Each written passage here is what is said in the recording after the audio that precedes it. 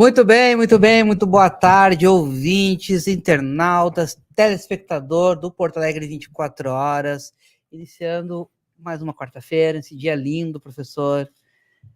Dia de semana de Canoas, né? Ontem começamos com a candidata Beth Colombo, hoje com o atual prefeito candidato Jairo Jorge, amanhã o candidato Ayrton Ferreira e na sexta-feira, Márcio, esqueço o nome do Márcio sempre. Lamento. Me ajuda, Márcio Freitas, é isso aí. Ayrton Souza, né? Errei, Vitor. A gente erra, a vida é assim, acerta, erra, o professor chega atrasado sempre, né? É isso aí, né?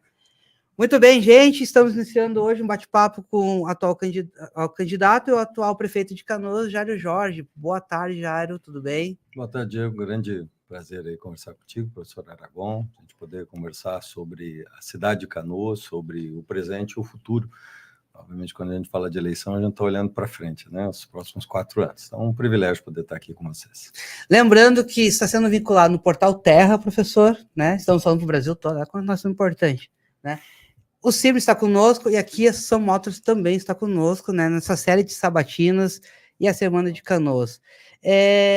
Candidato Jairo Jorge, vai começar comigo, sempre a dinâmica assim, eu vou com os assuntos mais espinhosos, mais técnico ao professor, porque ele estuda, eu não gosto muito de estudar, sabe como é que funciona, né? E a minha primeira pergunta, candidato, o senhor, no último mandato, o senhor conseguiu fazer uma gestão de 2 anos, pelo impedimento que teve em 2 situações, né? No primeiro momento ali, o senhor manteve uma relação muito boa com o seu atual vice, e depois, no segundo momento, houve uma ruptura política, né? O senhor já escolheu melhor sua vice? Como é que o senhor começa a trabalhar agora para frente?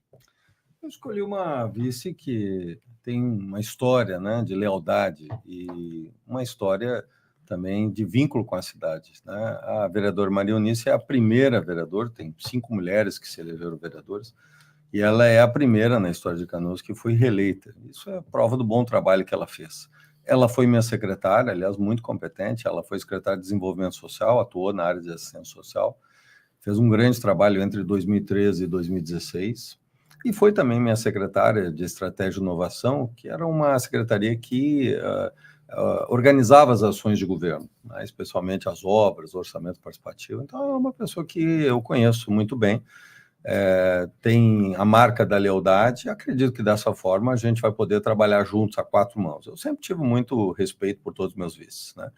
Mas Brizola dizia que a política, ela adora, né, a traição, mas abomina o traidor, né?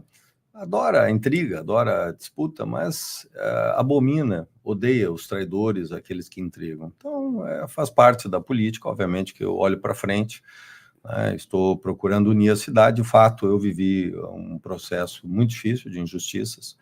É claro que todo homem público ele tem que ter capacidade de explicar as coisas, e eu procurei fazer isso. A minha vida houve uma devassa, quebra de sigilo fiscal, bancário, telefônico, tudo que você possa imaginar, e nada foi achado. Não porque eu escondi, é porque não tinha nada para ser achado. E veja, normalmente se joga em alguma coisa para buscar outro, né? Como se diz, o phishing, né?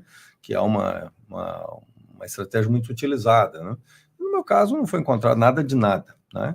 E eu tenho cabeça erguida, até porque quem está dizendo isso não sou eu, né? São 4 ministros, por unanimidade, do STJ, né? Superior Tribunal de Justiça, que determinaram dessa forma que não havia nenhum motivo para o meu afastamento. Então, cabeça erguida, obviamente, vamos olhar para frente. Não sou de olhar para trás, nem criticar ninguém, cada um cumpriu o seu papel, respeito muito o Ministério Público, os órgãos de controle. Eu tenho uma profunda admiração, porque tiveram um papel na democracia fundamental, o Ministério Público, está tendo na democracia brasileira, então tem todo o meu respeito, mas, obviamente, eu, como gestor, eu tenho que fazer, explicar e, obviamente, mostrar os meus atos, atitudes, né? E é dessa forma que eu procuro agir. Esse interrompimento da sua gestão por 2 vezes, quanto atrasou a cidade de Canoas? Quanto foi prejudicial para a cidade de Canoas? Eu acho que eu perdi, a cidade perdeu, os canoenses perderam, né? E agora recuperar o tempo perdido, né? É algo que tem que ser feito, e, obviamente, eu apresentei um programa de governo, 55 propostas, é um programa ousado, mas é um programa necessário, porque, de um lado, nós temos que reconstruir a cidade, mas só a reconstrução por si não é suficiente. porque nós temos uma reforma tributária que está logo ali, e é a cidade que mais perde no Rio Grande do Sul, e uma das que mais perde no Brasil é Canoas. Portanto, nós temos 4 anos para preparar a cidade para essa mudança. A cidade já tem suas dificuldades financeiras, como muitos municípios, né? Então, nós precisamos preparar a cidade. Por isso que eu estou, de fato, olhando para frente e apresentando propostas, soluções, ideias inovadoras, né? Porque eu acredito que é isso que vai recuperar o tempo que, né, nós perdemos. Né? Como diz, águas passadas não movem moinhos, né? Então, nós temos que olhar para frente e procurar soluções. Né? Certo, professor? Boa tarde, candidato. Boa tarde, professor. Bom, a gente tem, por tradição aqui no Raio X, conversar muito sobre o plano de governo, sobre as propostas. Excelente. Então, eu queria lhe ouvir um pouco sobre isso. E vamos segmentar aqui alguns temas que eu acho que fica mais fácil para quem está nos ouvindo. Podemos começar por educação? Pode, perfeito. Vamos lá. Um dos temas que é um tema nuclear para todos os municípios é o ensino infantil, né? Uma competência municipal. E Canoas é um grande município. E Canoas tem uma rede de atenção à educação infantil que mescla oferecimento em escolas públicas e escolas privadas, com e sem fins lucrativos. Exatamente. É possível o município fazer o controle, avaliar, manter a qualidade? Porque as escolas públicas municipais, sim, o município consegue gerir internamente, digamos assim. Mas como faz com essas escolas privadas? Como é possível? Tem algum tipo de indicador do município para verificar a qualidade do ensino? E não só a qualidade, como discutimos, por exemplo, inclusão, se as escolas privadas têm capacidade de dar conta da inclusão, da mesma forma que o município, em tese, né, tem essas preocupações, enfim. Essa é a melhor alternativa, é a única alternativa? Não dá para fazer apenas com ensino público, com escolas infantis públicas? Veja, professor, nós temos hoje uma demanda, ainda uma demanda muito expressiva, né? Eu vou lhe dar um número. Quando eu comecei a minha primeira gestão como prefeito em 2009, nós tínhamos 2.600 crianças apenas na educação infantil, só para que a gente possa mensurar. Hoje nós temos 11.000, para ser preciso, 11.525 crianças. É claro que dessas nós temos 5.210 nas nossas escolas de educação infantil e 6.315 nas instituições conveniadas. Nós temos hoje 65 escolas conveniadas. Nós temos um trabalho de fiscalização, é feito um monitoramento dessas escolas, tem um bom padrão, é claro que algumas têm que melhorar, e nós fizemos esse acompanhamento mensal, exatamente para ver aquilo que precisa, não só o acompanhamento pedagógico, mas também administrativo, para verificar se todos os processos estão andando. Existe toda uma prestação de contas que precisa ser feita para que esses valores. A gente investe hoje, só nessas 65 escolas, 5 milhões de reais mês, para que a gente possa oferecer essas vagas. Nós ainda precisamos na faixa de 3.000 vagas, entre 3.000 e 4.000 vagas. Então, nós vamos precisar ampliar. Como faremos isso? Vamos ampliar nas nossas próprias escolas, nós vamos já ter um estudo para ampliação, que é muito importante. Nós temos capacidade hoje de ampliar a nossa estrutura e vamos também ampliar a oferta nas escolas. Temos escolas que são filantrópicas, que isso para nós é muito positivo, porque isso conta dentro do censo. Existe na minha opinião, eu já fui do Ministério da Educação, eu tenho uma visão crítica desde o tempo que eu estava lá, hoje não conta, por exemplo, do censo e para o Fundeb, os alunos que estão em instituições particulares. É um erro, né? Porque é importante que as crianças estejam na escola. O que conta, não importa a cor do gato, não importa que ele caça o rato, né? Então, nós não podemos falar porque essa escola é uma escola particular ou uma escola filantrópica. Hoje só conta para o censo alunos que são de escolas filantrópicas. Então, é um erro, né? Que eu espero que seja corrigido. Eu tenho, como prefeito, tenho lutado muito para isso, né? Por exemplo, no ensino fundamental, eu tenho 2.000 alunos que estão em escolas filantrópicas, e sequer eles contam no censo. É um erro também, porque nós pagamos, e é uma alternativa, porque é uma área que nós temos demanda e que nós não temos uma opção pública, mas há uma opção de boa qualidade, filantrópica, e que não conta no censo. Então, erros que os governos passaram, e são sucessivos governos, inclusive da esfera federal, nós tivemos vários presidentes e isso não foi alterado. Eu espero que isso seja alterado. Mas, olhando para o nosso quintal, nós temos que atender essa demanda. Eu tenho no meu programa de governo, está lá o fim da fila, que é exatamente ofertar essas 3 mil, isso vai dar em torno de 2 milhões e meio ao mês, né? Nós precisamos investir nisso, ou na rede própria, ou, eventualmente, na rede conveniada. Também é importante ele dizer que nós temos hoje 2.446 alunos de inclusão. Quando eu comecei a minha jornada, eram só 80. Veja, lá em 2009 eram 80 alunos, hoje tem 2.446. Por quê? Porque, em geral, a rede privada ela não oferece a opção da inclusão. Então, isso acaba ficando sob uma tarefa do Estado. O Estado aqui entendido, prefeitura, né? No caso da educação infantil, a incumbência é da prefeitura. Então, nós temos esse dever, né? Seja no ensino, na educação infantil, seja também no ensino fundamental. Hoje, nós temos 160 monitores. A nossa meta é chegar a 500 monitores. Eu fui buscar uma experiência muito interessante em Sobral, que é, sem dúvida, a melhor cidade, a melhor educação do Brasil.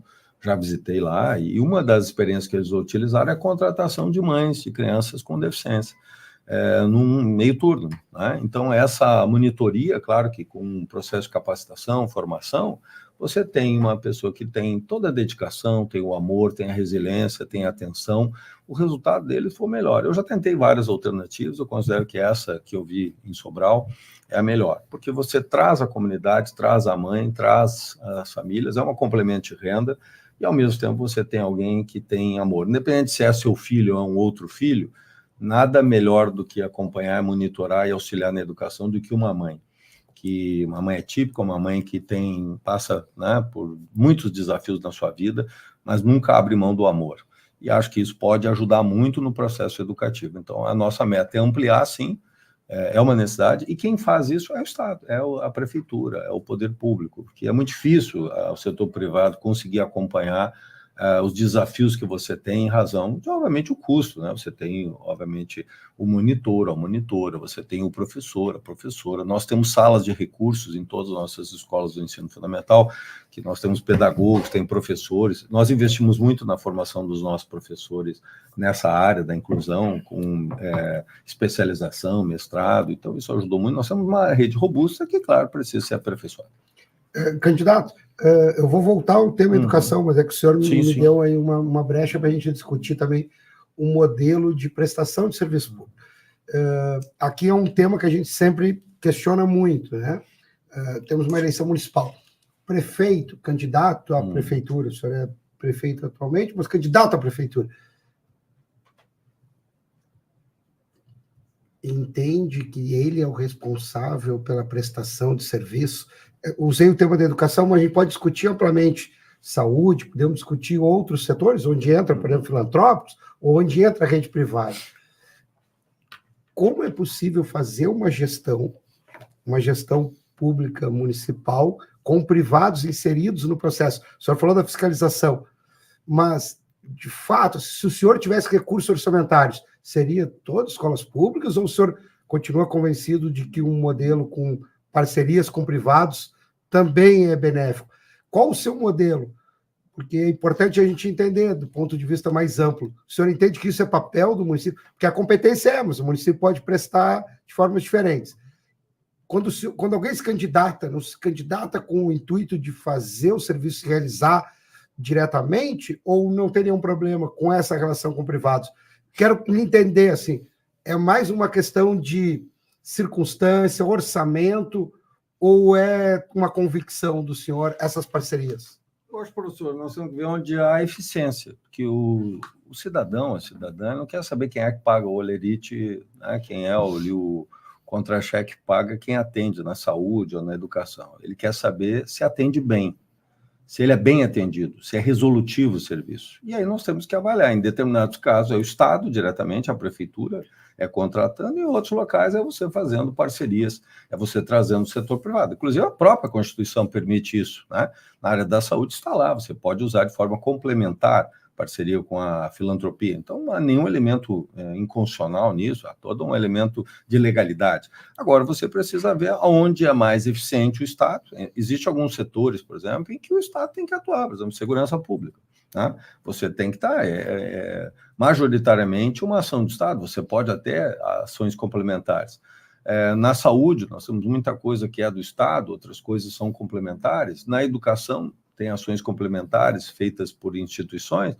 Então, a gente tem que sempre buscar a eficiência. Nesse caso aqui, o que é importante? Nós temos que buscar na educação, na saúde, respostas. Então, eu não tenho preconceito, né? Agora, obviamente que eu defendo o setor público, eu defendo, né, o servidor público. Ele tem uma história, tem uma marca, né, ele tem capacidade de servir. Por exemplo, nós temos bons serviços, por exemplo, a Fundação Municipal de Saúde, nós, é uma excelente instituição. Pode ser aprimorada? Pode, é para isso que existe o gestor, né? Então, que responde, por exemplo, à atenção básica. Agora, no terciário, obviamente que eu tenho lá o que os hospitais, eu tenho uma associação beneficente, como o Hospital Nossa Senhora das Graças, eu tenho um hospital de pronto-socorro, que é municipal, mas é administrado por uma instituição, aliás, uma excelente instituição, que é o IACS, que tem expertise, tem experiência.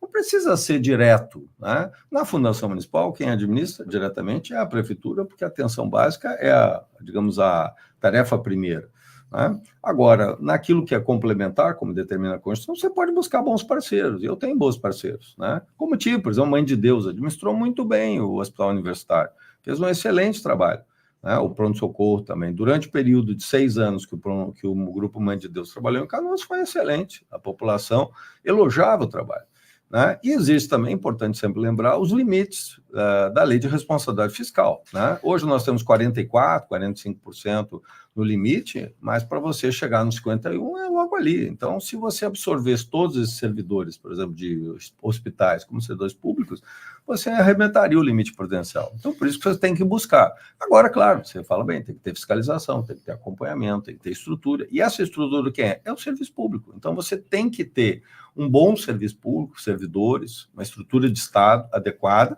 para fiscalizar o privado. Então, não é que você vai ter algumas instituições privadas em detrimento. Não, você vai fortalecer a prefeitura naquilo que é essencial para ela fiscalizar bem, né? Como eu disse, não importa a cor do gato, importa que ele caça o rato, né?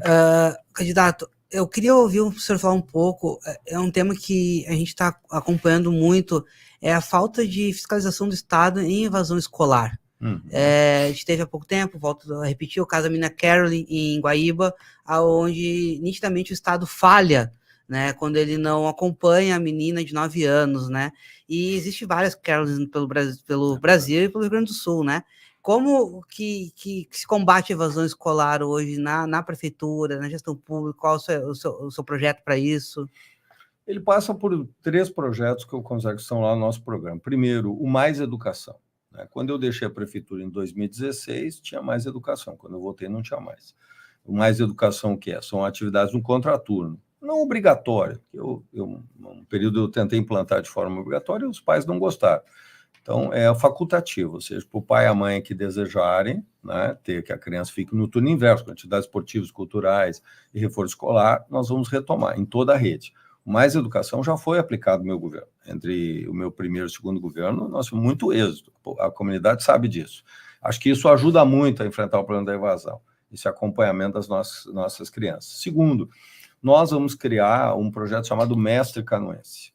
Isso é para os professores. Nós vamos criar um adicional, um 14º salário, e também bolsas de mestrado e doutorado. Nós já temos essas bolsas, mas vamos direcionar para professores que, obviamente, têm uma preocupação com a questão da qualidade do ensino, onde nisso está a evasão. Quando a gente discute o IDEB, né, o IDEB do município, eu tive a oportunidade de ser um dos criadores do IDEB, que é da Prova Brasil, quando eu fui secretário executivo do Ministério da Educação. O IDEB ele está calcado na questão da evasão. Ele está também. Então, quando a gente pensa, né, motiva os professores e as professoras para cuidar da educação, da qualidade, também nós estamos olhando a evasão. Então, está um cuidado por parte do mestre também nesse assunto. Isso é um cuidado que tem que ter a comunidade escolar, mas também a família. E aí entra um projeto novo que nós queremos lançar, chamado Poupança do Futuro. Então, todo aluno que tiver 95% de frequência, né, e que tiver aprovação, não trabalhe de maneira alguma com aprovação automática, né, por mérito. Né? E por que isso é importante? Para que a família se envolva no processo de aprendizagem. Não é só ir na escola, é garantir também que as nossas crianças aprendam. Esse Poupança Futuro será uma aplicação, um aporte de R$1.000 por aluno ao final do ano. Né? Ao final do ano, então, ele recebe numa conta, no 9º ano, a família recebe aquele recurso com os resultados. Então, digamos, ao final de um ciclo de 9 anos, seria 9 anos, 9 mil, mais a aplicação, mais o que foi da inflação naquele período. Então, vamos dizer, seria 13, 14, 15 mil reais, por exemplo, poderia ter. E esta família vai poder usar para aquela criança, aquele adolescente, nós já estamos falando ali do 9º ano, então 14 anos, para que possa pensar o futuro dele. Então, um curso de inglês, um curso de robótica, um curso de computação, né, para a questão de programação, por exemplo, que hoje é muito importante, um cursinho para o Enem, né, ou até mesmo fazer o ensino médio numa escola particular. Os pais hoje gostariam de dar para os seus filhos o melhor. 14 anos é uma idade emblemática, aquela transição, né, entre a criança e o jovem, a adolescência. Então, é muito importante dar aos pais isso. É um dinheiro bem investido. Se todas as nossas crianças seguissem esses 2 requisitos, 95% de frequência e aprovação, seria um investimento de 25 milhões ao ano. Isso é 5% que a gente investe na educação. É um dinheiro bem gasto, porque nós, com isso, Diego, nós vamos enfrentar o problema da evasão, e nós vamos enfrentar também a questão da qualidade no ensino, ou seja, um envolvimento da família com a escola, com conteúdo, né? Como eu disse, não apenas na escola. Então, essa também é uma proposta importante que nós vamos estar trabalhando. E, claro, esse conjunto de interações. Nós temos também a educação digital. Nós hoje temos 11 mil computadores, são Chromebooks, são computadores da Google feitos para as nossas crianças. Nós vamos comprar mais 2 mil, e com isso todos os alunos, por turno, terão computador. Então, o computador será a ferramenta de trabalho de todos os alunos. Foi um grande avanço. Quando eu entrei, tinha 1.500. Veja, nós temos aí, por turno, em torno de 13 mil alunos. Então, agora nós vamos chegar a todos os alunos e todas as salas de aulas com telas interativas. Então, a educação digital ajuda também no processo de aprendizagem. E isso é fundamental para combater a evasão. Quando é uma escola atrativa, a criança, né, o adolescente, ele fica.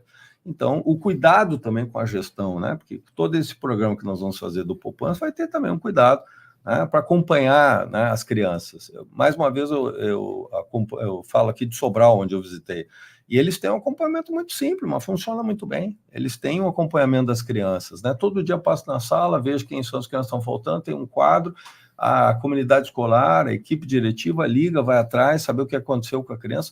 São coisas simples e que dão um resultado, deram um resultado lá, pode dar resultado aqui. Fácil de fazer. Professor?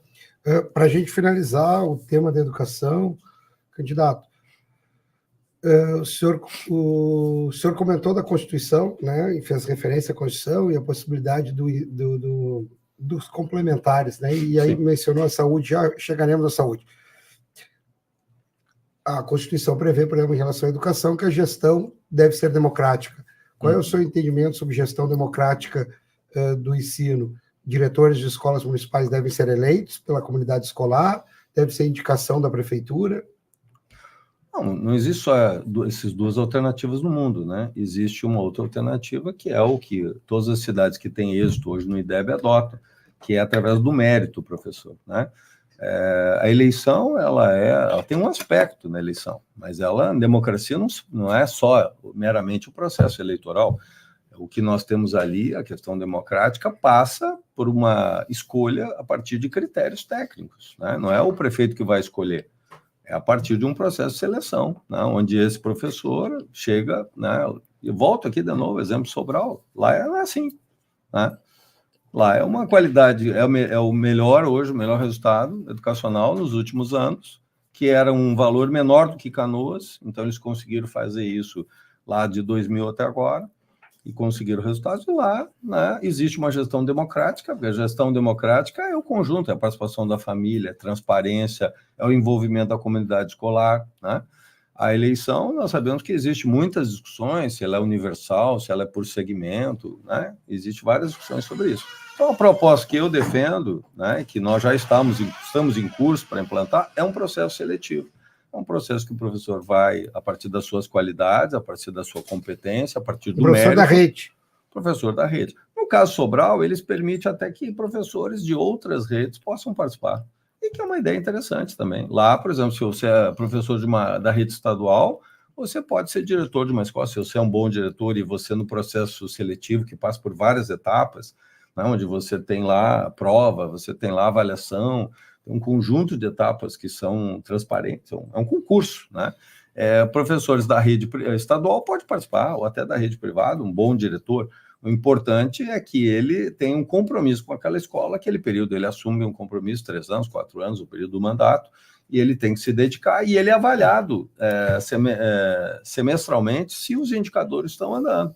É um bom exemplo, né? É uma gestão democrática, porque a comunidade participa cotidianamente e vai cobrando também os resultados daquele diretor. Eu fui pesquisar aqui, Sobral tem 220 mil habitantes, né? É uma parecida com a nossa. E Canoas 348 mil, se equivale, né? Que quando a gente está falando de um município menor, não, mas está falando de um município proporcional. Sobral é uma grande cidade. E é bom deixar claro isso, né, candidato? Porque, daí daqui a pouco a gente tiver um município menor que é mais fácil de fazer essa gestão, né? Mas Sobrar um município com 2 mil alunos, ou 2 mil habitantes, é mais fácil você fazer uma gestão com uma cidade que tem 350 mil, né? Eu tinha dito que era a última de educação, mas tem um tema que de alguma forma dirige as eleições municipais também. Qual a sua posição sobre as escolas cívico-militares? Nós temos uma escola cívico-militar e funciona muito bem. Não funciona na Ícaro, né? Que funciona muito bem, é um bom exemplo. Eu acho que eu não vejo. Às vezes existem as polarizações, que eu acho que não leva a lugar nenhum. O importante é a qualidade. Todas as escolas militares são exemplos de boas notas, resultado. Né? O que nós temos que cuidar... Desculpa. Estamos falando só exclusivamente do modelo. Das escolas cívico-militares, não dos colégios militares, que tem uma outra estrutura. Não, mas saiu um estudo agora há pouco tempo, mostrando que as notas das escolas cívico-militares estão muito além das que eram quando não estava implantado o sistema. Uhum. Mas eu não tenho nenhuma contrariedade com o modelo, acho que ele implanta, claro que tem que ser feito, obviamente, com cuidado, né? E respeitando, né? Então, acho que é isso que nós temos que fazer com relação às escolas, manter, já existia modelo e a comunidade também vai sendo ouvida, né, se a escola se mantém. Por enquanto, a comunidade gosta muito do modelo da escola ICA. Professor, o senhor é da escola militar, então você pode incomodar com a escola militar aqui. Eu fui nos colégios militares, sei que os colégios militares tinham um orçamento muito diferente da maioria das outras. As escolas, elas têm complementos, tem uma série de coisas que tem que ter, mas às vezes existem muitas polarizações no Brasil que não transcende o objeto, transcende o objeto, né? Então, estamos discutindo, aí acaba havendo essa polarização, um lado olha do jeito, olha do outro. Eu acho que um gestor, ele tem que olhar o que funciona. Né? O que é bom. Sobre isso, sobre o que funciona, o que é bom, se funcionou ou não funcionou. O senhor mencionou em dado momento a Fundação Municipal de Saúde. Esse é um tema, eu lembro, e até digo, ontem sabatinamos uma outra candidata, foi sua secretária de saúde, acho, à época da criação da fundação. E ela disse, erramos. A avaliação dela foi, erramos. O modelo não era o que a gente imaginava. Eu lembro muito desse debate, naquele lá, 2009, 2008, 2010, Porto Alegre acabou aprovando a sua em 2011, e mudou, depois até a própria legislação acabou se modificando. Não tenho nenhuma dúvida de que a ideia das fundações é um tema que também acabou polarizando e acabou polemizando. Não há uma... Vou discutir não do ponto de vista da polarização, mas sim do ponto de vista da realidade. Com o regime seletista, sendo uma fundação pública de direito privado, não há uma precarização do trabalho do servidor de saúde, digamos, estatutário, e já me posicionando aqui, inclusive, não estou nem falando dos filantrópicos, estou falando das entidades privadas como o CIPS ou como ESSES, que essas são completamente privadas. Uma fundação municipal de direito privado faz parte da administração pública do município, mas com um regime seletista. Enfim, qual é a sua avaliação sobre a fundação? Foi um acerto? De fato, tem que ser revisto o modelo, como disse a outra candidata? Enfim, queria lhe ouvir um pouco. Eu sou prefeito desde 2009, passei por vários momentos. Antes nós tínhamos uma cooperativa, que era algo absolutamente precário, e nós discutimos muito para ter um modelo que fosse o melhor possível. Né? É óbvio que todos os serviços têm que ser aperfeiçoados. E o trabalho que a Fundação desenvolve, ela é um trabalho que cresceu nesse período. Né? Nós crescemos a atenção básica. Por que tem que ser um ente, na minha opinião, uma fundação, que é um ente público, né? Exatamente para você ter estabilidade, para você ter o mesmo médico ali, né? Para que você tenha essa relação médico-paciente. Desculpa lhe interromper, só para que o nosso ouvinte aqui entenda. Por que não uma fundação de direito público com regime estatutário para o servidor? Mas por que o estatutário? O seletista... O estatutário, de fato, tem estabilidade. Mas nós já tivemos estatutário. Tem a garantia de emprego. Antes era estatutário, não funcionou, tanto que se foi para a cooperativa. A avaliação de ter uma cooperativa foi porque não estava funcionando como se era o adequado. O modelo funciona, na sua opinião? O estatutário, na minha opinião, não funciona para essa agilidade que você precisa. É para isso que se criaram as fundações.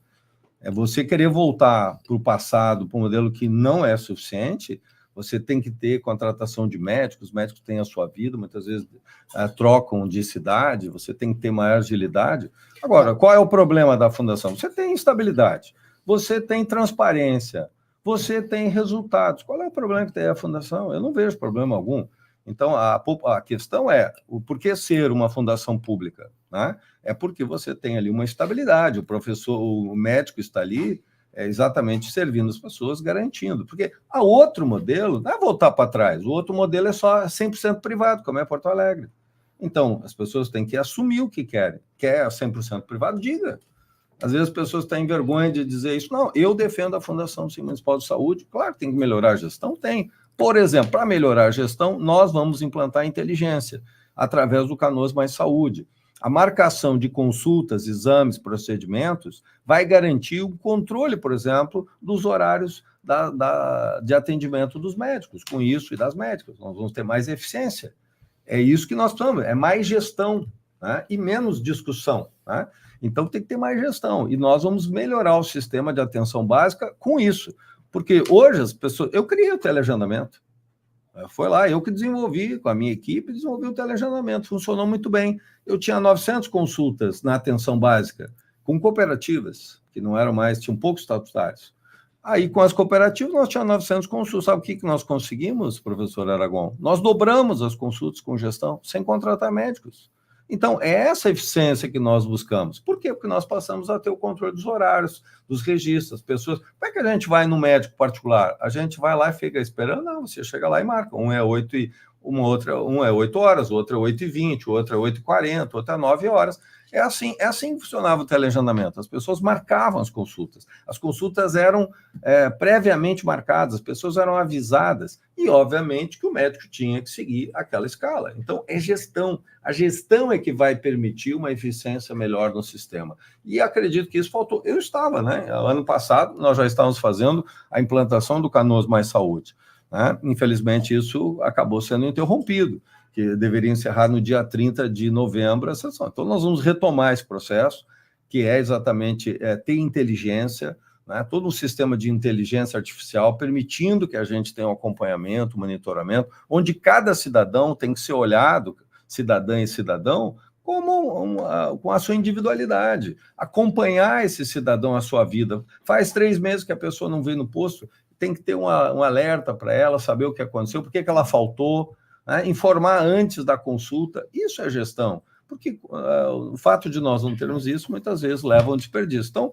temos que ter uma gestão que seja pública, novos modelos que tem, obviamente que não impede que, eventualmente, a gente tenha, né, alguma parceria com o setor privado, como nós temos, de forma complementar, mas especialmente na atenção básica, a Fundação presta um bom serviço e vai prestar um serviço ainda melhor com os modelos de gestão que nós vamos implantar nas unidades básicas. Veja, nós temos uma certa sintonia, isso é uma coisa que nós discutimos com a Fundação. Quem compra os insumos é a Secretaria da Saúde, a mão de obra é a Fundação.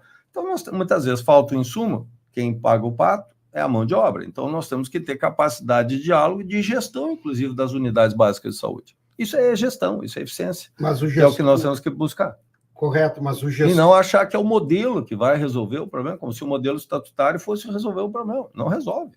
Essa é a verdade, esse modelo é ultrapassado. O que nós temos que buscar é um modelo que seja eficiente e que esteja, digamos, e tenha a transparência necessária, que nem sempre o privado tem. Não dá para achar também que o privado é 100% a solução e não achar que o estatutário é 100% a solução. Muito bem, eu li o seu plano de governo com atenção e vi algumas propostas com relação à saúde, e fiquei com uma dúvida em relação a algumas dessas propostas, né? Programa Esperança para a saúde mental. são propostas que ainda não se realizaram e o senhor pretende realizar? São propostas que já estão em curso? Enfim, me gerou uma certa curiosidade, o que é novidade, o que o senhor já está conseguindo implementar das suas propostas específicas? O Esperança é um programa novo, porque nós temos hoje, diante da catástrofe, né, 148 mil pessoas atingidas, quase 70 mil casas destruídas, 21 mil empresas que foram duramente prejudicadas. Existe hoje todo um luto nas pessoas, né, um momento de tristeza. Então, nós temos que amparar essas famílias. Então, isso é diante... Nós sabemos que sempre depois de uma tragédia, como aconteceu, Mariana, Brumadinho, né, se nós voltarmos lá, todos os episódios graves que ocorreram, né, New Orleans, que é uma situação muito parecida da nossa, que tinha diques também que romperam, lá em 2005 com Katrina, e tudo que ocorreu, as grandes tragédias no mundo, elas sempre, né, depois do momento, há um risco muito grande, né, das pessoas, da depressão, muitas vezes das pessoas até tirarem a sua vida. Então, é preciso um apoio, é preciso olhar isso com a seriedade, por isso esse projeto. Ampliar, portanto, claro, nós temos uma rede de produção, nós temos os CAPs, nós temos hoje, mas é insuficiente. Por isso, um programa novo. O médico online já funciona? O médico online funcionava até janeiro deste ano, infelizmente ele foi descontinuado por escolhas, né? Nós fizemos mais de 20 mil consultas de cardiologista, só para ter uma ideia, e funcionou muito bem. Tínhamos consulta de dermatologista, neuropediatra, neurologista, nós vamos retomar, só que eu fiz uma experiência, deu certo, porque a telemedicina, tinha muita dúvida se a telemedicina ia dar certo. Então, nós criamos o médico online início de 22, e ele deu muito certo, nós temos um processo licitatório e implantamos, então é uma experiência exitosa, e a nossa ideia, nós tínhamos 6 unidades apenas, nós temos agora 28 unidades básicas de saúde, nas 28 nós vamos ter unidades de telemedicina, esse é um médico online, um pouco diferente do que nós tínhamos até janeiro, que nós só tínhamos 6, então a ampliação desse programa. E um outro programa importante também na área da saúde é o Saúde em Casa. Esse é um programa que existia em 2016, né, que foi descontinuado, né, que nós vamos retomar. O Saúde em Casa, ele olha para os idosos, não necessariamente idosos que têm problema de deslocamento, às vezes a família prefere, porque idoso na farmácia, então você entrega por motoboys, né, que funcionou muito bem. Nós tínhamos lá 4, 5 motoboys na cidade, que eles entregavam todos os dias aquele medicamento, que o idoso ele tem o seu medicamento mensal, né? Ele tem que ter aquele medicamento para diabetes, para pressão, para outras doenças. Então, a entrega, e nós vamos acoplar também as fraldas geriátricas, que é também uma demanda. Esse não tinha no passado, né? Então, eu estou trazendo o programa, foi um programa exitoso. Nós tínhamos chegamos até 2.500 famílias atendidas, de acamados idosos, e era muito bem avaliado pelas pessoas, porque isso facilita. Às vezes o filho não pode ir com o pai ou com a mãe, com o idoso, o avô, a avó. Então, isso facilita bastante a vida das famílias, né? Então, também é um programa que já existia, mas que nós estamos trazendo, ele não existe hoje, mas vamos recuperar ele e trazendo, digamos, esse adicional, que é a fralda geriátrica, que é muito importante. Ô, prefeito, o senhor não acha que o hospital, o HPS está fechado, né? 4 meses pós-enchente. O senhor não acha que é muito tempo para um hospital estar desativado e estar sobrecarregando ali o Gracinha? Eu vou chamar de Gracinha, né? Porque como eu vivo em Canoas ali, o senhor não acha muito tempo? Qual é o prazo que se tem para que volte ao normal o HPS? As obras já começaram, né, Diego? Então, já começaram. Nós vamos funcionar a partir do dia 30 de setembro. O Hospital Pronto-Socorro começa a funcionar parcialmente e no dia 17 de dezembro totalmente. Então, nós estamos trabalhando. No final do ano, então, volta... Sim, 17 de dezembro, porque completa 19 anos, foi quando o prefeito Marcos Ronchetti, aliás, eu dei o nome ao hospital de prefeito Dr. Marcos Ronchetti, foi ele que construiu, lutou muito para esse hospital, exatamente em reconhecimento à memória dele, né? E nós vamos retomar no dia 17 de dezembro.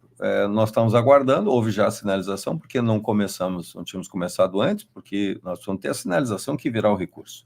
O Ministério me deu... Governo Federal. Sim, o Governo Federal, o Ministério da Saúde me deu a confirmação, aliás, já depositou o recurso para equipamentos, que nós já estamos, né, em processo licitatório, que também é importante, são mais variados equipamentos. E, de outro lado, a gente vai também receber o recurso, em torno de 30 milhões, para as obras que nós vamos realizar.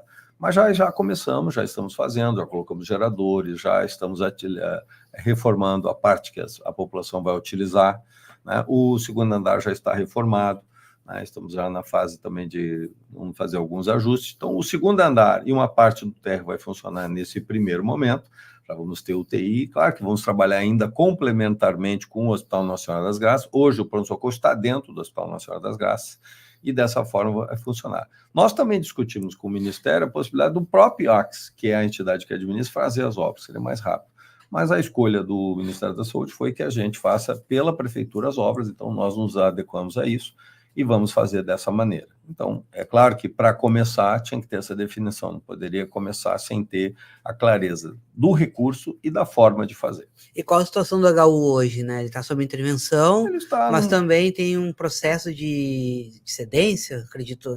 Não, ele tem um processo de licitação que está ocorrendo, que está sendo, né, andando, né, e tem o seu tempo, obviamente que tem uma série de tratativas, inclusive com o Poder Judiciário, com a juíza responsável. Nós temos feito isso, reuniões periódicas, e hoje o hospital conseguiu chegar, o doutor Cerezer, o doutor Potrick, são excelentes profissionais. O doutor Cerezer é um dos médicos mais conhecidos, um dos médicos mais experientes de Canoas, e ele hoje é o diretor-geral. O doutor Potrick foi quem implantou a HPS, portanto, pessoas sérias, né, pessoas que estão ali não por questões partidárias ou políticas, mas por mérito, e que conseguiram dar uma, né, normalidade. O hospital hoje tem 540 pacientes, ele está praticamente 100% da sua capacidade e está dando respostas, aumentou a produção, aumentou cirurgias, aumentou procedimentos, né? É claro que nós estamos discutindo com o governo do estado o tema do assistir, né? Porque em outubro entra uma nova retirada de recursos, né? Só para a gente ter uma ideia, nós perdemos 43 milhões, né? Comparando, então, 23 e 24. Isso é algo que preocupa. Então, seriam mais 20 milhões ainda para perder. Então, eu acredito, eu conversei com o governador de não aplicar, quer dizer, não retirar mais recursos do pronto-socorro e do hospital universitário diante da crise que a nossa está afetando. Eu espero que eu fiz uma reunião em julho com ele, apresentei essa demanda, eu estou aguardando a manifestação dele, confio que ele vai atender a nossa cidade, que ele vai ter esse olhar. O governador Eduardo Leite foi um grande parceiro, é um grande parceiro nosso, né? E acredito que ele vai atender essa demanda e com isso também a gente evitar, porque o financiamento é um problema, né? O hospital ele tem um custo, né? Então, o hospital universitário custa hoje entre 15 milhões, o pronto-socorro quase 9 milhões, né? O Gracinha também com 9 milhões, então nós investimos muito hoje na saúde e nós precisamos ter estruturas, porque o tamanho de Canoas e mais as cidades que se referenciam em Canoas exigem isso. Então, acredito que a gente vai poder colocar, né? Hoje está estabilizado o HU. É claro que o Nossa Senhora das Graças vive essa situação, porque nós temos hoje o Hospital Nossa Senhora das Graças dentro, né? O Hospital Pronto-Socorro dentro do Hospital Nossa Senhora das Graças, então isso dificulta. Mas eu adotei a melhor proposta, porque talvez outros aí tivessem fechado o hospital. Eu não, porque eu sei que tem pessoas que têm proposta, acham que não precisa ter o pronto-socorro, né? Inclusive, oponentes meus têm essa ideia, mas eu não. Eu entendo que o pronto-socorro tem que ser mantido, o pronto-socorro tem que ser viabilizado, o pronto-socorro tem que ser recuperado, né? E ele é um custo, sim, mas ele salva vidas, né? E ele atende 104 municípios. Então, nós vamos manter, sim, o HPS, volta à sua funcionalidade total 17 de dezembro, sendo que 30 de dezembro já temos aqui o funcionamento, e eu peço apoio. Tem muita gente que critica. O Churchill tinha uma frase muito interessante, ele dizia que criticar é fácil, difícil é fazer. Não somos as pessoas para nos ajudar a buscar recursos, porque na hora que é para buscar recursos lá com o governo federal, com o Ministério da Saúde, eles não estão do nosso lado, né? Então, assim, quer ajudar, a melhor forma de ajudar e abraçar o hospital é lutar por recursos, né? E não só ficar criticando palavras vazias jogadas ao vento em período eleitoral, que a gente sabe muitas vezes qual é o objetivo que essas manifestações têm. O senhor falou de ajudar, o senhor é a representação de uma coligação ampla. Sim. Deixa eu lhe ouvir. Tem uma pergunta que é tradicional nossa, a gente sempre gosta de ouvir os candidatos, as candidatas sobre isso. O senhor tem uma preocupação com a formação de quadros do seu partido e dos outros partidos que compõem a coligação no sentido da preparação para a administração pública, porque depois o senhor vai governar com esses partidos e o senhor vai, muitas vezes, também nomear filiados a esses partidos, ao seu partido, para a ocupação de cargos. É necessário? Isso existe? O senhor tem uma preocupação com a qualidade da formação que o seu partido e os outros da sua coligação dão para os seus filiados no tocante à administração pública? Eu vou traduzir, o professor quer perguntar se vai ser loteado com os partidos ou se vai ter cargos técnicos. Não, veja, eu não sou neófito, né? Eu não estou começando agora na política, eu sou prefeito, meu 3º mandato, estou disputando um 4º mandato, é a 5ª vez que eu disputo para prefeito. Então, o que eu digo pode ser olhado com as composições que eu fiz. Eu sempre busquei o técnico político. Não existe técnica sem política e não tem política sem técnica. Quem diz isso, que só tem técnica, me desculpe, isso é fadado ao fracasso. Né? Porque o técnico ele tem que ter sensibilidade política. Né? Eu acho que eu defendo isso, que o meu secretariado, especialmente, né, se o povo de Canoas for vontade de Deus e dos canoenses eu for eleito para um 4º mandato, ele predominantemente ele será técnico com, obviamente, sensibilidade política. Por quê? Porque nós temos um programa de reestruturação, de construção, de reconstrução da cidade que vai exigir mais capacidade técnica, mas nunca vai deixar de ter sensibilidade política. Então, política e técnica têm que andar junto. Eu tenho excelentes quadros de todos os partidos, eu sempre administrei, eu sempre tive grandes coligações. Diferente de outros, talvez, meus adversários, que têm dificuldade de coligar, eu não. Eu sempre fui apoiado exatamente porque eu sempre tive proposta. Em 2008, não era preciso registrar programa de governo, eu registrei. Né? E de lá, de 2012 para frente, passou a ser obrigatório. Então, eu sempre registrei programa de governo, eu faço questão do programa de governo ser distribuído, eu faço distribuição para todas as pessoas que participam de encontros comigo, para que elas guardem, para que elas analisem, para que elas leiam e para que elas me cobrem. E o que eu divulgo é exatamente o que está na Justiça Eleitoral. Tem gente que faz um material para o povo e outro para a Justiça Eleitoral. Eu não. E procuro sempre fazer uma campanha propositiva olhando para frente, né? Sem ficar atacando também, que eu acho que é o que as pessoas querem, propostas, ideias, né? Então, eu vou trabalhar com quadros políticos, Canoas tem muitos bons gestores, e também pessoas que muitas vezes vêm de fora para ajudar. Isso também não tem nenhum problema. A gente não pode... Canoas é uma grande cidade, está ao lado de Porto Alegre. Qual é o problema de você ter, às vezes, um quadro? Por exemplo, o Dr. Mauro Esparta. Foi secretário de saúde de Porto Alegre. Qual é o problema dele ser presidente do CREMERS, um homem experiente, já conhece Canoas como poucos, dirigiu o HPS, dirigiu o Hospital Universitário, é uma pessoa experiente. Então, veja, são quadros. Né? O professor Eliezer, por exemplo, é um homem que já foi secretário de Educação de Porto Alegre, já foi presidente do INEP, né, que é o Instituto Nacional Anísio Teixeira, que trata das questões estatísticas e estudos educacionais do Ministério da Educação. Foi secretário de Educação Tecnológica do Ministério. Então, pessoas experientes que se somam aos quadros canoenses. Então, eu acho que é isso que nós temos que ter. Mas, em síntese, eu vou ter um quadro, um perfil mais técnico, né, se for à vontade, obviamente, dos canoenses de Deus, eu for eleito, um perfil técnico, mas sempre com sensibilidade política. Professor, o candidato falou que tem os que registram lá no TRE e os que entregam o plano. Só que aqui o senhor lê todos, né? O senhor vai lá no TRE e confere também, né? Para não cair em contradição. Fazemos isso. O senhor falou se for da vontade do canoense.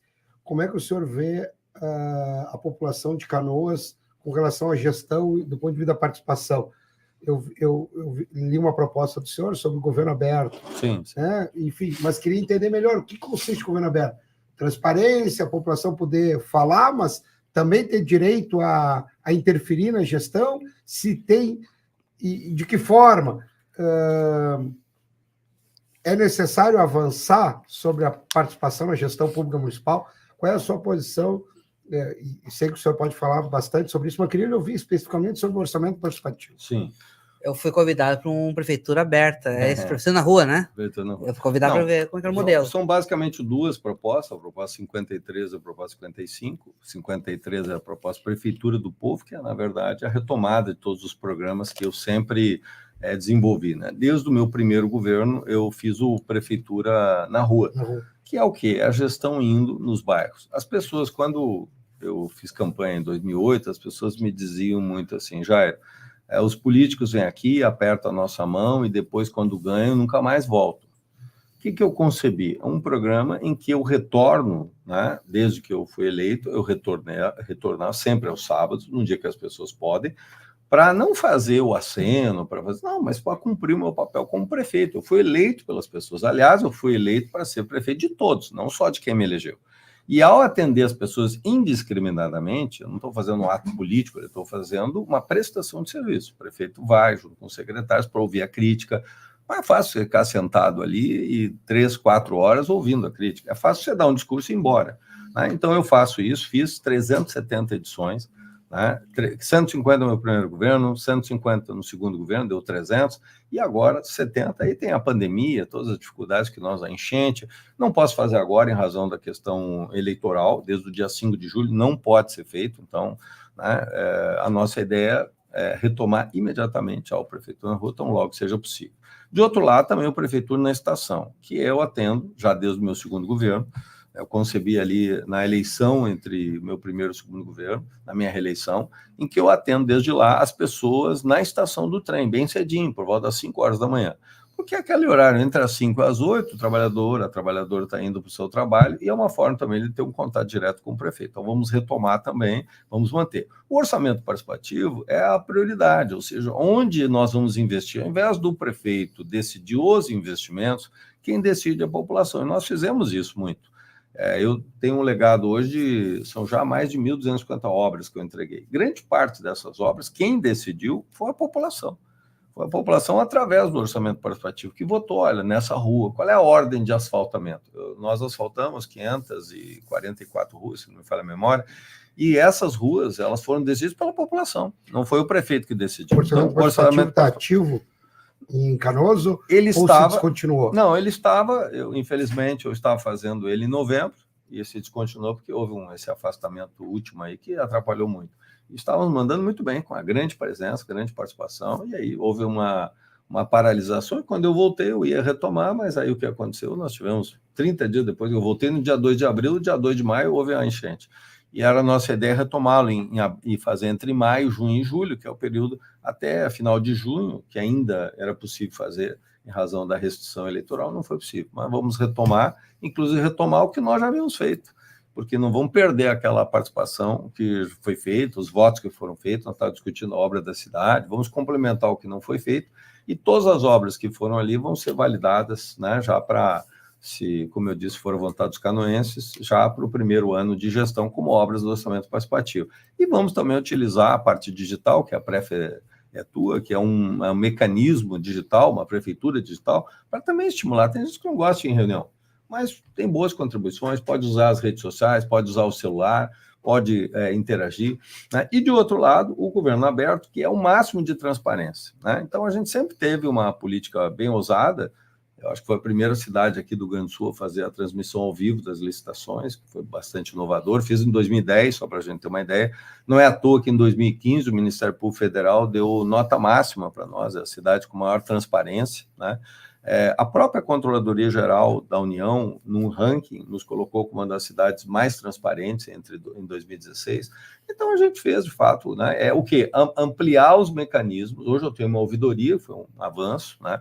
Nós temos um ouvidor, que é uma pessoa que tem uma história, né, de probidade, foi coronel da Brigada Militar, uma pessoa muito reconhecida, que é o Coronel Pacheco, que ele é ouvidor, então ele tem toda uma independência, uma autonomia, né, que é ouvir a população. Então, aumentar e melhorar os mecanismos de transparência, não só dando publicidade ao que está sendo feito, aos atos, mas também permitindo que a população possa acompanhar, fiscalizar, e essa é a ideia do governo aberto, né? A gente auxiliar mais para que a população possa cobrar, fiscalizar e acompanhar.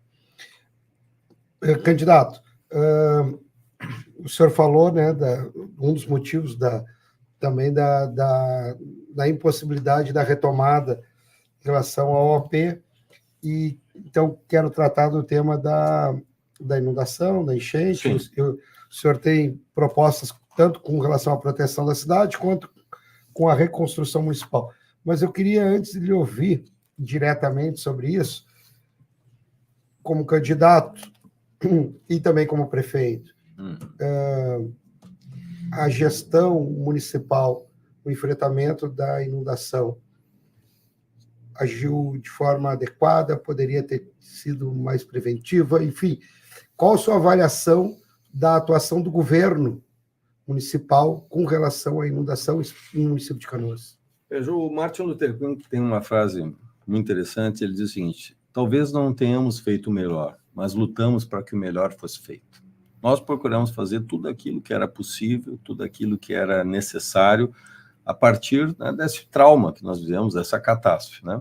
É importante também dizer duas coisas. Primeiro, ninguém avisou. Tá? Não existe ninguém que tenha dito, nem para mim, nem para os demais prefeitos, e nem para o governador Eduardo Leite, a quem eu perguntei, ninguém nos avisou que a chuva seria maior que 41. A previsão original, para a gente ter de forma muito clara, que os meteorologistas que trabalham para a prefeitura nos deram, era de 150 a 200 milímetros. E choveu 417. Então, é importante nós termos a clareza que não houve nenhum alerta de que haveria uma chuva maior ou igual a 41, em maneira alguma. Segundo, o nosso sistema, ele não colapsou porque houve uma comporta que falhou, uma casa de bombas que falhou. Não. O nosso sistema, houve o rompimento dos diques porque a água passou por cima dos diques. Ela extravasou. Extravasou. E por que ela extravasou? Porque os diques, que foram construídos em 68, em razão das grandes enchentes que aconteceram em 64, 66, 67. Aliás, eu era criança, eu tinha 1 ano e meio na primeira, 3 anos na segunda, 4 anos ontem, minha família perdeu tudo, teve que sair de casa, eu tive que sair, né, teve que ser resgatado, então nós sabemos bem o que é isso, eu vivi isso, né? Eu lembro até agora, eu lembro dos brinquedos que eu perdi. Então, eu sei bem que as pessoas estão vivendo, a gente passou por isso, a nossa família, há muito tempo atrás. Essas 3 enchentes levaram o prefeito Lagranha a buscar com o governo federal recursos para se criar, né, um sistema de proteção a cheias. E os diques foram construídos, então, entre 67 e 68. Lembrando que eles tomaram como referência não essas enchentes, mas a maior enchente que tinha ocorrido em Canoas e no Rio Grande do Sul, que foi a enchente de 41, que chegou a 4,78 metros. Portanto, os nossos diques tinham acima de 5 metros. Só que a água, nesse momento, ela chegou a 5,35 metros. Então, esse extravasamento de 35 centímetros foi suficiente para, em 2 pontos que nós tivemos, um na Matias e outro na Rio Branco, levar ao rompimento e a entrada de forma violenta, rápida, né, da água. Veja, em poucos minutos, a água já estava no joelho, em questão de meia hora ela estava na cintura, em questão de 2 horas ela já não dava mais pé, e em 4 horas tinha 4 metros de água. Então, foi muito rápido, né, esse processo. Então, mas não foi decorrência de uma fragilidade do sistema. O sistema foi pensado olhando 41. Mas e a chuva foi maior. O vídeo que o senhor faz, dizendo que o canoense não precisava se preocupar, e horas depois... O morador da Rio Branco. Horas depois, o Rio Branco está tomado de água. 24 horas depois, você está falando. Teve uma falha no vídeo? Não teve? Não, vamos esclarecer, Diego, é muito importante. Veja, na noite do dia 2, e me permite esclarecer isso, porque tem muita fake news e muita mentira. Eu não gosto muito do termo fake news, acho que é mais evidente, né? Não é só uma notícia falsa, é uma mentira mesmo. Quando você faz algo sabendo que aquilo é mentira, é mais grave, né? Sim. Porque uma coisa é você não saber de algo e você espalhar algo que você não sabia. Outra é você mentir, né? Então, veja, vamos à história. No dia 2 de maio, nós começamos a primeira área que foi atingida, Mato Grande, certo? Mato Grande começou, eram 9 horas quando a gente determina a evacuação. Eu estava no Mato Grande, eu estava fazendo a vistoria quando me chamam na Matias, e eu fui até Matias, nós fizemos uma proteção de sacos de areia também, mobilizamos madeireiras, fizemos proteção. Era por volta das 10 horas da noite, nesse período, eu já estava lá na Matias, e me chamam para Rio Branco, que a água começou a entrar pela Cassol. Não era muita água, era pouca água, mas estava entrando. Eu chego lá e digo, o que vamos fazer? Não, vamos fazer uma contenção. Eu já havia feito uma contenção no Matias, estava em torno de 3 metros a água, certo? 3 metros. O dique tem 5, então nós tínhamos 2 metros de diferença, isso era 9 horas da noite, na Matias. 2 de maio. 2 de maio. Eu chego às 10 horas na Rio Branco, a água estava entrando, chamamos máquinas, pegamos pedras, pegamos brita, pegamos rachão, pegamos sacos de areia, eu abri madeira. Imagina você abrir madeireira, Diego, às 10 da noite de uma quinta-feira. As madeireiras todas estavam fechadas. E eu já tinha pego para Matias madeireiras de Canoas, tive que abrir madeireiras de Porto Alegre. Conseguimos lá 5, 6 mil, 7 mil sacos de areia, conseguimos fazer uma proteção E a 1h15, então, do dia 2 para o dia 3, então, na madrugada do dia 3, a 1h15, eu digo a verdade. Eu disse, morador da Rio Branco, conseguimos fazer a contenção. É 1h15, conseguimos fazer a contenção. Não é necessário retirar agora. E vamos manter as informações. Às 7h e pouca da manhã, eu recebo, eu estava já fazendo a vistoria, eu recebo a informação que aquela contenção, ela não segurou. Cedeu. Por quê? Porque a água, ela subiu 2 metros nessa noite. E aí eu recebo a informação e eu determino imediatamente, às 8h37, um vídeo. Basta olhar no meu timeline. Não acredita no que eu estou falando? Vai lá no meu timeline.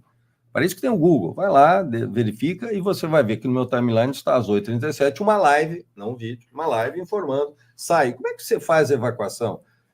Quando você está num estádio, tá pegando, alguém grita, é fogo. Se você não tiver uma evacuação adequada, morre mais gente pisoteada do que em razão do possível incêndio.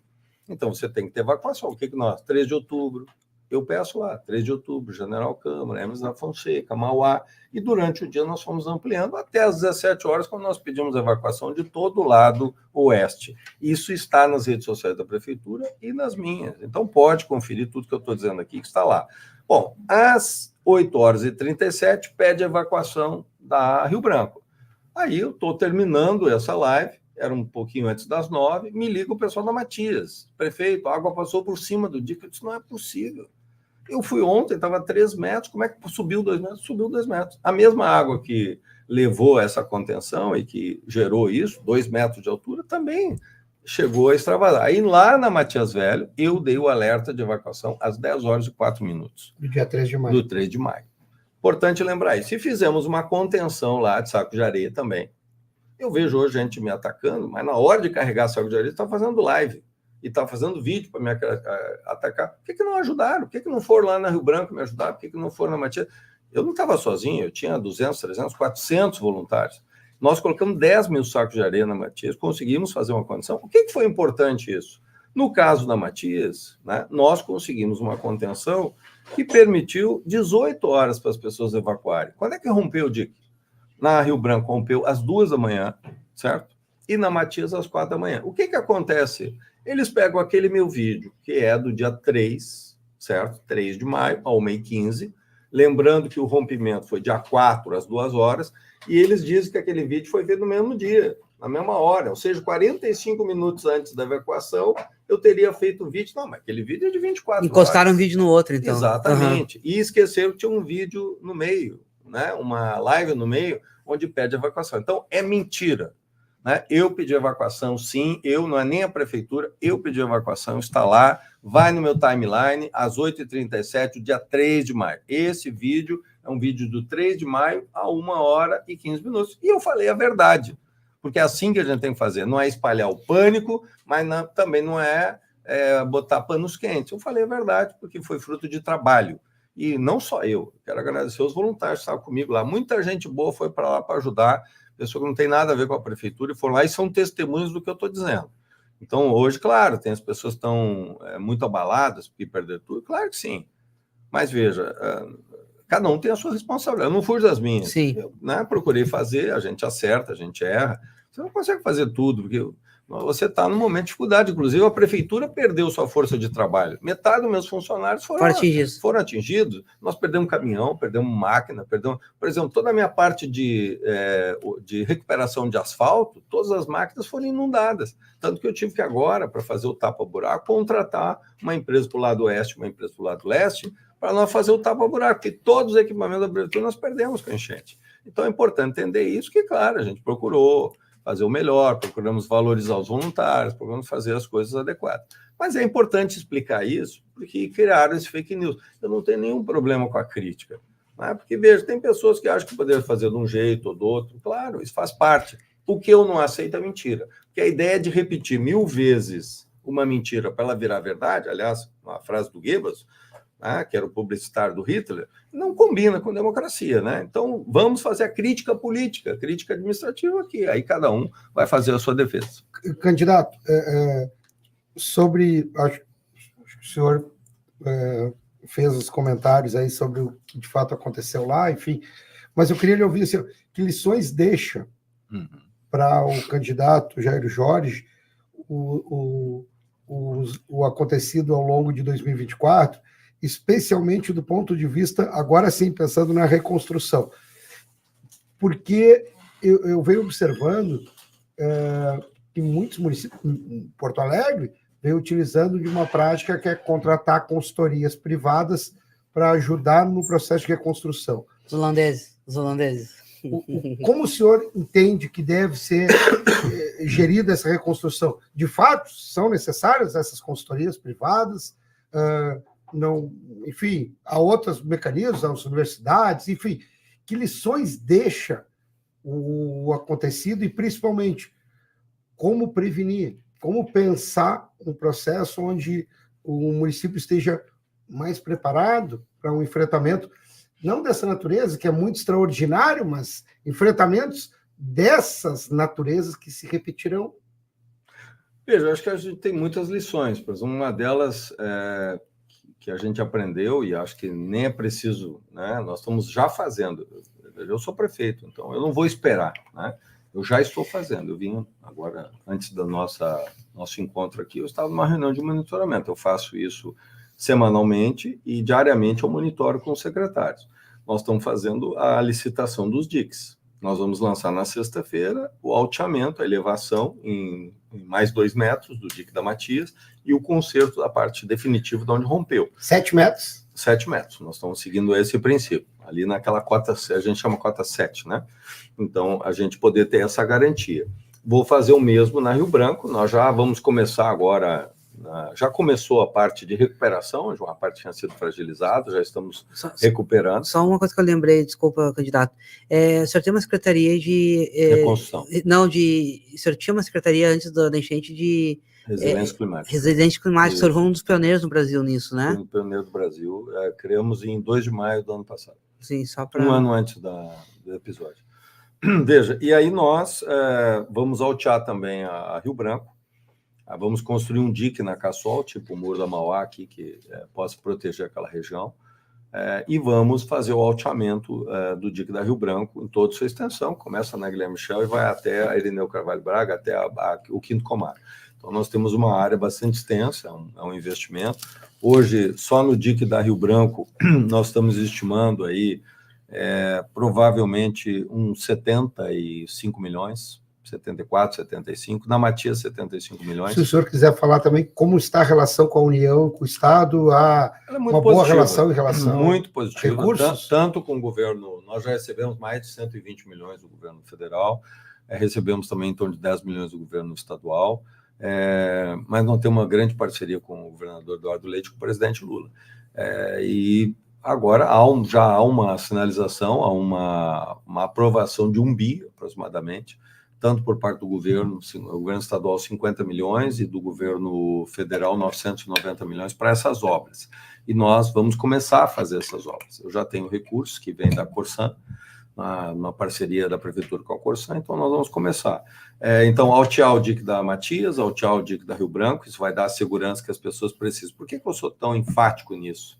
Porque eu também olho a experiência prática. Veja, por que nós temos 3 diques em Canoas? Rio Branco, Matias Velho e Niterói. Eu pergunto, por que Niterói não rompeu? Niterói não rompeu porque nós fizemos uma obra para fazer uma estrada e, ao fazer a estrada, nós elevamos ela em 1,30 m.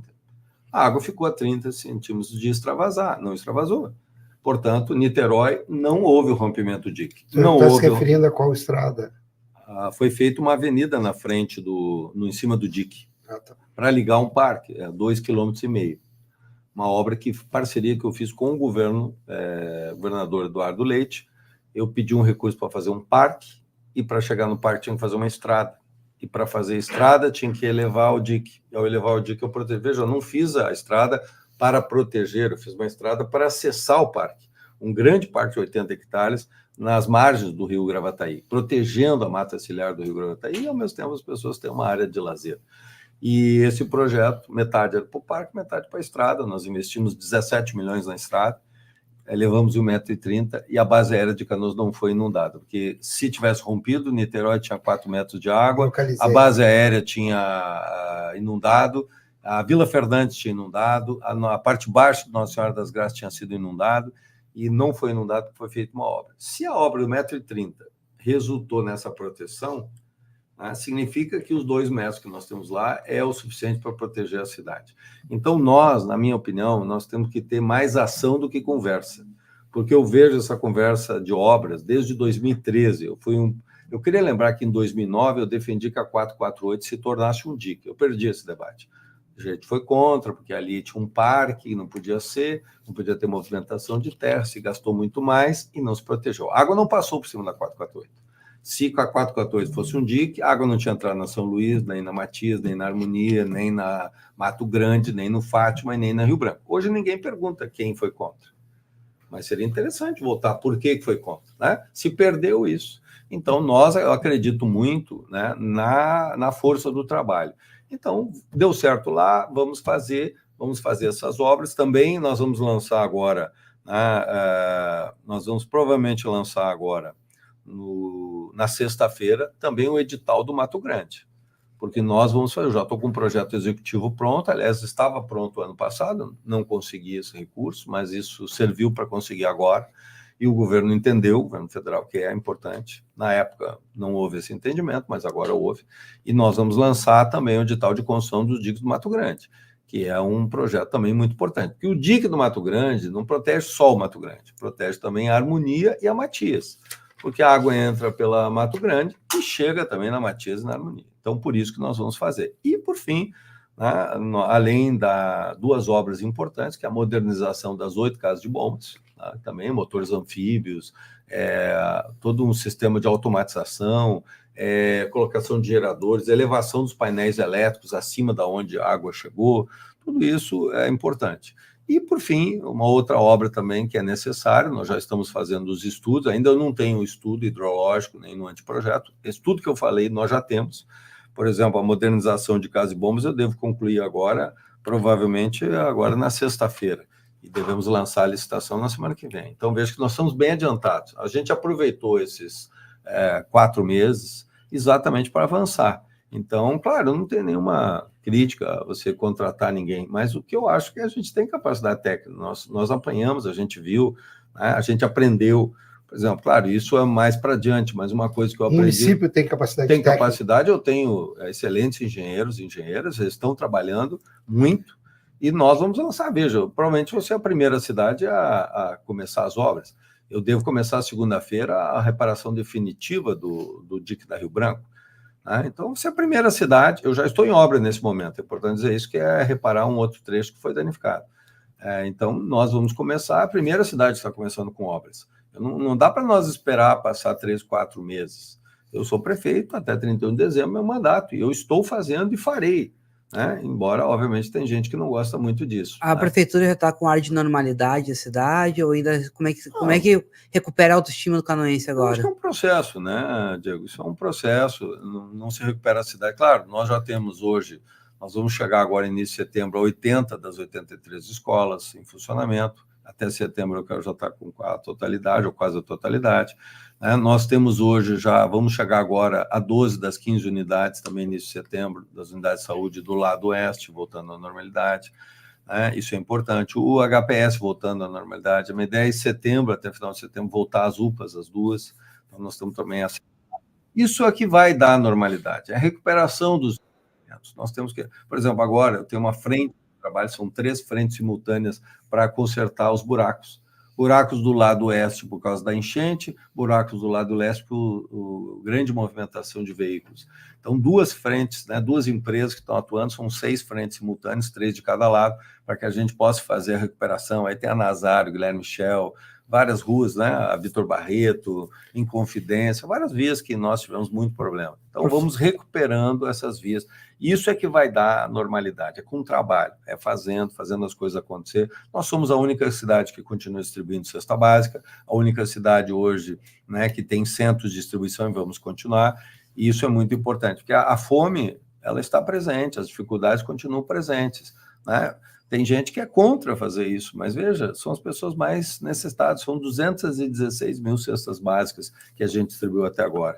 Isso é muito importante para quem está passando dificuldade, as pessoas que estão sofrendo, é preciso uma mão amiga. Eu acho que esse é o papel de um prefeito, né? Menos blá, blá, blá, menos conversa, menos like na internet e fazer o trabalho, que é isso que a população deseja. O prefeito não é o patrão do povo, ele é o empregado do povo. Esse é o conceito que eu procuro trabalhar e por isso eu coloco de novo à disposição da população meu nome, para que as pessoas avaliem minha proposta, avaliem as minhas ideias, avaliem também o que eu fiz, Professor, as obras que eu deixei. Reta final, mais uma pergunta. Eu sei que você deu bastante questionamentos, né? Até porque a gente entende que, além de candidato, Jairo é o prefeito de Canoas, então ele também tem que dar uma explicação sobre algumas situações que estão sendo feitas, né, candidato? Você entende isso também, né? Claro, faz parte. Não, tem uma questão que a gente sempre gosta de deixar também os candidatos, as candidatas livres para refletir, mas eu vou misturar uma pergunta no meio dessa reflexão que eu vou lhe propor aí. Eu conheço muito a sua cidade e a frequento muito, inclusive já trabalhei em Canoas, eu fui professor lá, e uma instituição de ensino superior. E também frequento muito por causa do esporte. Eu tenho um envolvimento muito grande com a questão do futsal. É uma impressão, eu queria lhe ouvir um pouco, que se perdeu um pouco a pujança no esporte no município de Canoas. Então, queria lhe ouvir, é necessário, de fato, repensar políticas públicas para o esporte e, ao mesmo tempo, quando o senhor pensa na sua cidade, qual é a identidade do município? Como é que o senhor enxerga a cidade? Como é qual é a identidade para cada um de nós que não reside em Canoas? Como é que o senhor gostaria que fosse visto a sua cidade? Veja, primeiro, do esporte, realmente, Canoas foi conhecido como a cidade do esporte. Aliás, eu retomei essa lembrança, Canoas Cidade do Esporte, num programa onde nós vamos apoiar as atividades, os diversos níveis, né, que nós temos. Centro Olímpico. E eu cheguei a fazer uma boa reforma, do Centro Olímpico, então é importante que a gente tenha. Fomos muito atingidos os equipamentos esportivos do lado oeste, né? O nosso Centro Social Urbano, o nosso Centro Esporte e Lazer São Luís, a Praça Juventude Martin Luther King, a Praça de Juventude Mahatma Gandhi, na Rio Branco, Martin Luther King na Harmonia. A gente perdeu muito, então tem que recuperar esse equipamento rapidamente, também está dentro da nossa proposta, até o final do ano a gente estamos retomando também as academias, mas enfim, é preciso dar uma atenção no sentido da recomposição, o apoio aos nossos atletas, a gente não abre mão também dos nossos editais para que eles possam competir, a prefeitura pode e deve ajudar, e nós procuramos ajudar, mas também eu tenho um projeto também de escolinhas, eu tenho muitos talentos, quando a gente vê a Olimpíada é tão bonito, né, quando vê um jovem lá, um jovem tendo aquele resultado, né, participando, levando a bandeira do Brasil no pódio. Mas isso começa lá na comunidade, começa lá no bairro, com as escolinhas. Então, ali você revela muitos talentos, né? Então, nós vamos também trabalhar o Canoas Cidade do Esporte, ele é um programa guarda-chuva, onde nós vamos ativar as atividades de alto rendimento e todo o trabalho com as crianças e jovens. E aí, questão da identidade, eu vejo que Canoas é uma cidade pujante, né? É uma cidade que cresceu muito. Se nós olhamos de 2009 para cá, peço sempre que as pessoas façam uma comparação.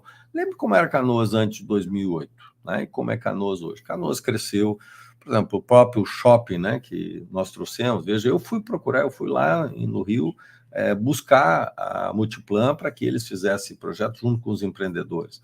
E nós conseguimos, veja, mudou a vida das pessoas, mudou, é um bairro novo, você tem 3 mil empregos no shopping, você tem mais de 4 mil empregos na região, isso trouxe desenvolvimento, crescimento, foi um processo que teve o mais rápido de toda a história da Multiplan, com todos os empreendimentos da Multiplan no Brasil, foi o empreendimento mais rápido licenciado, licenciamos em 57 dias, em Porto Alegre levou 5 anos.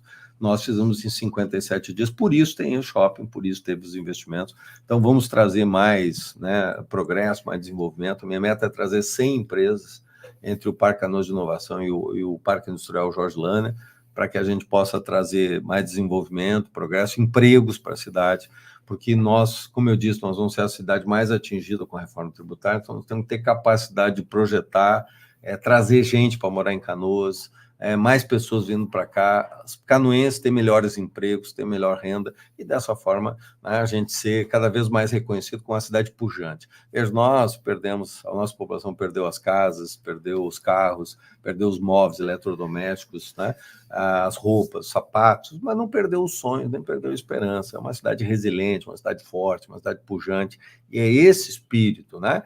A gente vai dar a volta por cima, é isso que nós queremos, dar a volta por cima, e vamos dar a volta por cima sim, vamos retomar o nosso protagonismo, a nossa pujança. É isso aí, professor, encerramos aqui hoje, o Jair, como é jornalista, já começou a ver a movimentação aqui, e ele já sentou o dedo já, professor. Jair, quero te agradecer a tua presença, né? Caso tenha um segundo turno, eu espero o senhor aqui também, né? Eu sei que o senhor sempre respeitou muito nosso portal, né? Sim, será um prazer. Como veículo. Lembrando que quem está conosco é o Simers, né, professor, aqui a Sun Motors, e amanhã o candidato Ayrton Souza, né, às 15h30, me corrija, Fernando, tá certo? Tudo certo? Eu já quero agradecer a tua presença novamente, né? Última pergunta, qual nota o senhor dá para a sua atuação no seu tempo que o senhor governou agora? Eu gostaria de ter feito mais, né? Eu acho que uma nota 6 aí pelo meu trabalho, não pela minha vontade, mas pelas dificuldades. Mas eu quero tirar nota 10, eu sou um aluno aplicado. Aí. Eu vou procurar tirar nota 10. 6 eu passava, professor, você me passava com 6, vocês queriam se livrar de mim, mas tudo bem. Então tá, gente, até amanhã. Eu quero nota 10, eu quero que a população me dê nota 10, esse é o trabalho que eu vou procurar fazer. Show. Então até amanhã, gente, com o candidato Ayrton Souza do PL. É isso? Não? Não. Ó, Ayrton do PL.